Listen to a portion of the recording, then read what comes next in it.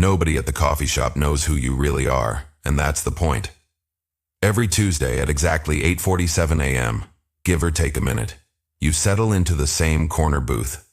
You order a black coffee that costs $3.50, open the same book you've been stuck on for the last 3 weeks, and stare at page 112. Not because it's difficult to read, but because your own thoughts keep pulling your attention away. The barista, a young woman who can't be older than 23, always has a pencil tucked behind her ear. Funny thing is, you've never actually seen her use it. She greets you by your first name every week. In her mind, you're probably a freelance accountant. Once she laughed and said, "You've got that number counter energy." You smiled and replied, "Yeah." Something like that. Your phone vibrates. You glance at the screen once, just once, before placing it face down on the table. It's nothing urgent, just an automated dashboard. Notification: 14 rental properties in Columbus have successfully collected this month's rent. 31,200 deposited. No phone calls. No chasing tenants. No late night emergencies. No drama. You take another sip of your coffee. This is your life. And somehow, it looks nothing like what most people imagine when they hear the word millionaire. It all began 11 years earlier, not with a revolutionary idea, not in a Silicon Valley garage, not during some life-changing epiphany at 2 o'clock in the morning. It started with a broken vending machine. A rather disappointing origin story. If you're being honest, it was an ordinary Tuesday in the break room of a logistics company in Columbus, Ohio. Marcus from accounting had just lost his last dollar bill to the same vending machine for the 3rd time that month. He slapped the machine twice, muttered a few frustrated words under his breath, and walked away. You were 26 years old and quietly miserable. Not the dramatic kind of miserable, the manageable kind. The kind where you still showed up to work on time, answered every email, smiled when people expected you to. But somewhere behind your eyes, you'd already checked out. When you mentioned the broken machine to the building manager, he responded with nothing more than a tired shrug, the kind that comes from someone who stopped caring a long time ago. But instead of walking away, you stayed. You stood there staring at that machine. 300 people worked in that building. 300 people who wanted snacks. 300 people who depended on that afternoon sugar rush to get through the day. Yet the vending company responsible for servicing the machines barely paid attention. Why? Because this account wasn't large enough to matter. That thought stayed with you. Later that night, you stood alone in your kitchen. A plate of cold pasta sat untouched on the stove while you paced back and forth, doing mental calculations for nearly 45 minutes. The next morning, you started making phone calls. 6 vending companies later, you finally found one willing to lease machines at a price that actually made financial sense. Then you went back to the building manager. You negotiated a simple deal. He would receive 15% of the gross revenue. In return, you would have exclusive rights to place your vending machines in the building. The agreement wasn't signed by expensive lawyers. It was sealed with a handshake in a conference room on a Thursday afternoon. That first weekend, you borrowed your friend Travis's pickup truck. You never even told him what you were using it for. You loaded the machines yourself, delivered them yourself, installed them yourself. When the first month's numbers finally came in, you sat down and did the calculations. After paying every expense, after fuel, after lease, payments, after restocking, after everything, you had made exactly $340 in profit. Just $340. Most people would have looked at that number and called it insignificant. You looked at it and saw proof that the system worked, and that changed everything. You still remember standing in front of your bathroom mirror, staring at your own reflection, asking yourself one simple question: is this stupid? This feels stupid. $340 didn't feel like success. It didn't feel like freedom. Certainly didn't feel like the beginning of anything extraordinary. But instead of spending it, you reinvested every single cent. 1 machine became 2, a second location followed by the 4th month, 3rd by month 7. Meanwhile, every morning you still showed up to your logistics job right on time. Nothing about your routine changed, and you told absolutely no one. Not Travis, not your college friends, definitely not your mom, because you already knew what she'd say with all the love in the world. She'd smile and tell you, "Baby, that's so small. Why are you even bothering? So you kept your head down. You kept working. By the end of the third year, those few vending machines had grown into 43 machines spread across 11 buildings. You'd even hired your first part-time assistant, Kevin. To him, you were just another guy with a side hustle. Nothing more. By then, your business was generating $8,900 in monthly profit. There were no headlines, no viral social media posts, no interviews, no applause. Just steady, predictable income, completely ordinary, completely boring, and that was the moment you realized something most people never do. The boring businesses rarely fail in spectacular fashion. They don't explode. Across social media, nobody writes think pieces about them. They simply sit there quietly, patiently making money while everyone else is busy chasing whatever happens to sparkle. Here's something nobody tells you about real wealth. Silence isn't humility, it's protection. The moment people discover you have money, real money, you begin to notice something, subtle change in their expression. You've seen it countless times, a tiny shift, almost impossible to detect. Suddenly, you're no longer just another person. You become an opportunity, a solution, a financial safety net. Their cousin's food truck idea somehow becomes your responsibility. Their underwater mortgage becomes a conversation they suddenly need to have over Thanksgiving dinner. So over time, you learn a valuable skill, not how to hide, but how to disappear. There's a difference. You don't lie about your life. You simply stop announcing it. You drive a 2018 Honda CR-V. It has over 84,000 miles on it. There's still a coffee stain on the passenger seat from 2021. You've never bothered cleaning it. Honestly, who cares? At networking events, people love asking what you drive. When you answer, a Honda CR-V, you can almost watch their expectations quietly shrink. It's fascinating. They mentally place you into a smaller category, and strangely enough, that assumption becomes one of your greatest advantages. That lowered expectation protects you in ways a brand new Range Rover never could. You live in a quiet 2-bedroom apartment on the north side of town. It's clean, peaceful, unremarkable. What nobody knows is that you've owned the entire building for the past 6 years. Yet you still live in Unit 2B, and your name appears on the mailbox just like everyone else's. Nothing about it stands out. Mrs. Patterson, who lives in apartment 4A, is a retired school teacher. She keeps a little rosemary plant beside her window, and the hallway around her apartment always carries the faint scent of lavender.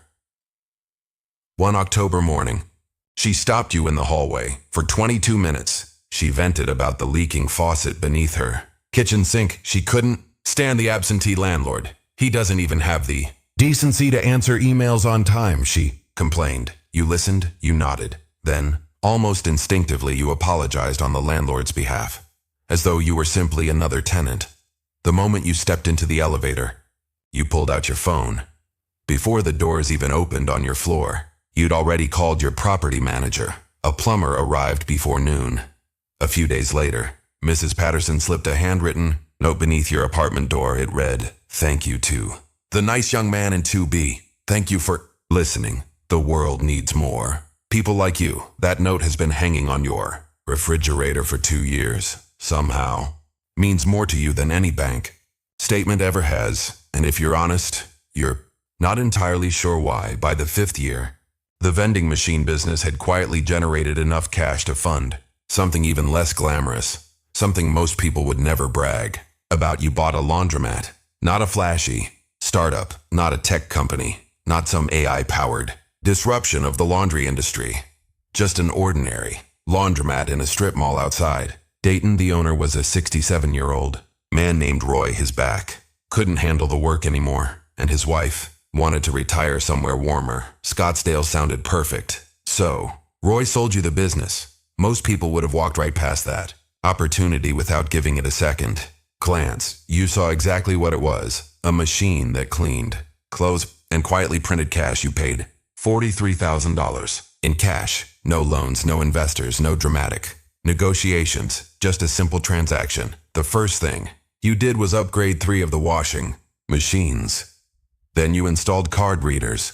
Roy had been running the laundromat as a cash-only business since 1987, and you knew customers expected something different. Next, You hired a manager. Her name was Sandra. For 12 years, she'd managed a dry cleaning business and knew practically everything there was to know about running an operation like this. You trusted her, and she gave you every reason to. Within 8 months, revenue had increased by 40%. Do you know how many times you visited the laundromat during those 8 months? Twice. The first visit was to sign the paperwork. The second happened because Sandra called and said, "The coin counter is jammed. I think you should see this with your own eyes." Truthfully, the visit wasn't really about the coin counter. It was about trust. Sandra wanted to know what kind of owner you were. Would you show up? Would you care? You did, and after that, she never had to ask again. Fair enough, then came parking. Lots, not glamorous ones, just too ordinary. Parking lots purchased through a municipal tax line process. You found the opportunity, the same way you found most of your best investments, by reading city notices online at 10:45 on a Wednesday night. With a bowl of cereal balanced on your lap, it's almost embarrassing to admit, because nobody reads those notices. Nobody. Those 2 parking lots now generate $4,400 every month. Parking management company handles everything. They collect the fees, maintain the property, deal with customer complaints, even argue with the people furious about parking tickets. They keep 18%. You never hear about the rest. Exactly the way you like it. Then came self-storage after that, a small commercial cleaning company. The owner was a 62-year-old man named Frank. You met him in a Panera Bread. He looked across the table and said something that had nothing to do with profits. "I just want someone to take care of my people." You didn't hesitate. "I will," and you meant every word. Then came ATMs. Not hundreds of them, just a modest collection placed inside convenience stores and small hotels.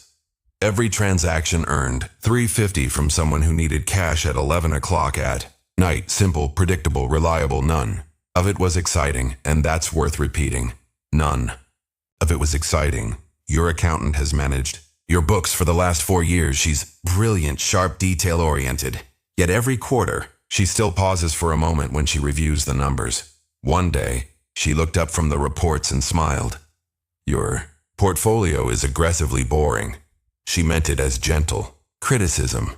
You took it as the highest compliment imaginable, she noticed, and somehow that seemed to frustrate her just a little.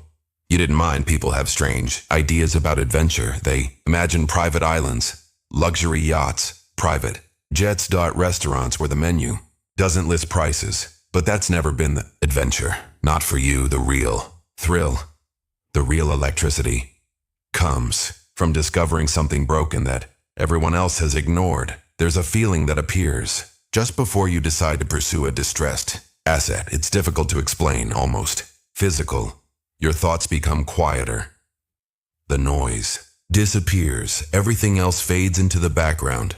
And for a brief moment, the answer feels obvious. You feel that sensation again. Across the street from the coffee shop sits a self-service Kurzoschweite temporarily closed. Sign has been hanging in the window for 4 months. Most people stopped noticing it weeks ago. You didn't. You first spotted it 6 weeks earlier. Since then, you've driven past it 8 separate times. One Friday evening, while waiting for your takeout order, you pulled up the property records on your phone. The owner is a 71-year-old man named Gerald. After hip surgery, he moved to Boca Raton and never came back. The equipment is old, but still usable. The location, nestled between a Quick Trip and a Kroger, is almost unbelievably good. It's the kind of location investors spend years searching for. You finish the last sip of your coffee. Instead of heading straight home, you take the long way around. You stop in front of the car wash. The paint on the faded sign is peeling around the edges. The word temporarily has weathered so badly that most of the letters have nearly disappeared. You take a photo of the contact number. Then you save it in your phone under a simple name. Car wash, Gerald. You won't call today or tomorrow. Tartar. Thursday. Morning feels right. Not too eager, not too late. Just enough time for the opportunity to still be waiting when you pick up the phone. Thursday morning. Success has a way of becoming lonely. Not the kind of loneliness that keeps you awake at night. Not the kind you confess to anyone. It's quieter than that. It's the loneliness of carrying conversations you'll never be able to have, of keeping entire parts of your life locked behind a door that no one else is allowed to open. Your best friend since college is Ryan, a genuinely good man. The kind of person who coaches his daughter's soccer team every weekend. The kind who insists on paying the bill whenever he can, even if whenever he can isn't very often. One evening, over a couple of drinks, he looked at you and said, "I just need one break. Just one thing to finally go my way." You've heard him say those exact words for 6 years. And for 6 years, you've simply listened. Because you know something he doesn't. You know with absolute certainty that you could erase nearly all of his financial stress with a single check. It would take less than a minute to write. But you never do. Not because you don't care, not because you're selfish. People misunderstand that. Years ago, you learned a lesson that changed the way you think about helping others. Your college roommate, Derek, once came to you with a dream, had a business plan, a vision, and a way of talking about the future that made you believe every word. So you gave him $40,000. You wanted him to succeed. 14 months later, the money was gone. The friendship survived. Barely. It took 2 years to recover, and even then it never returned to what it had been. Something invisible remained between you, a scar.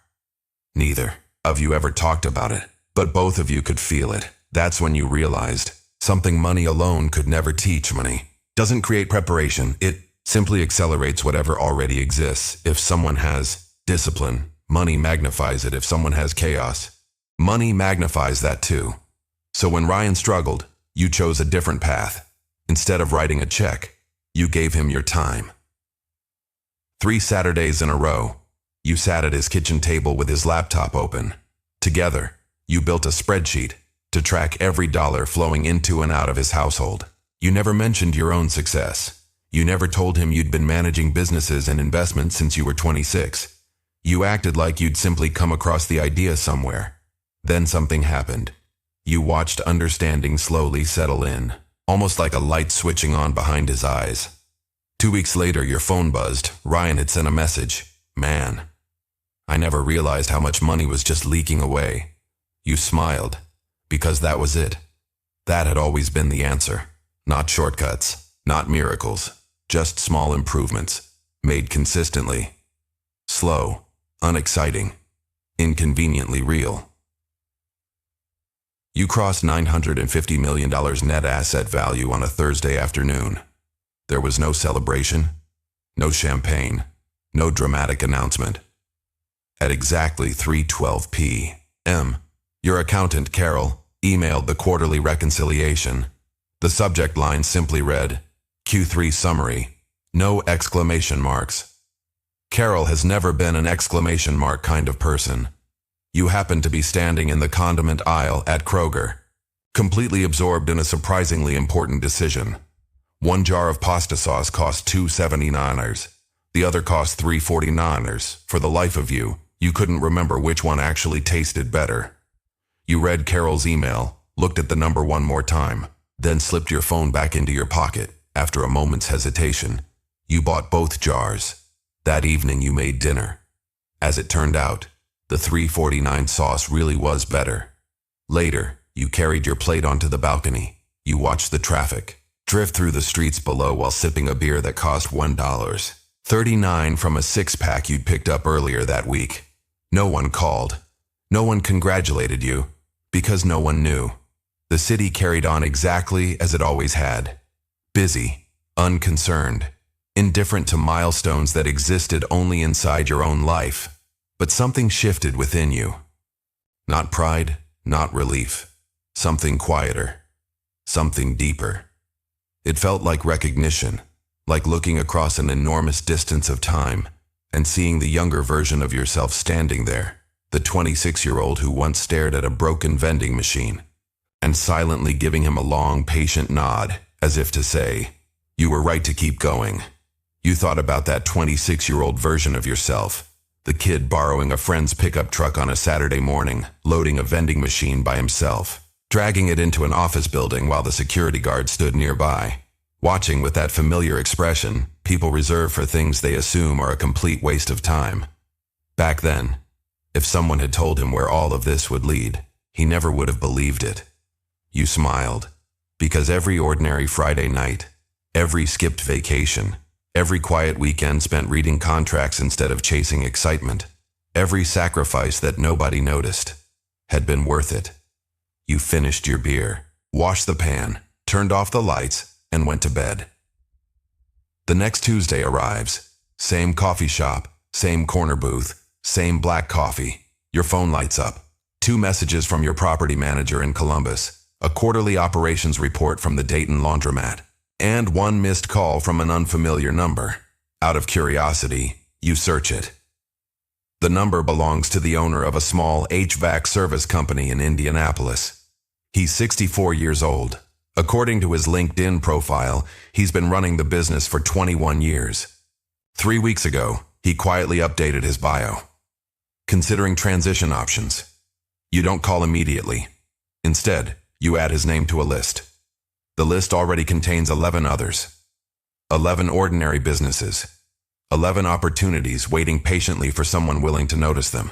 The barista walks over. The pencil is still tucked behind her ear, still unused. She smiles. Same time next week? You smile back. Same time next week. Without asking, she refills your coffee. You've been coming here long enough that she already knows your order. She knows your name.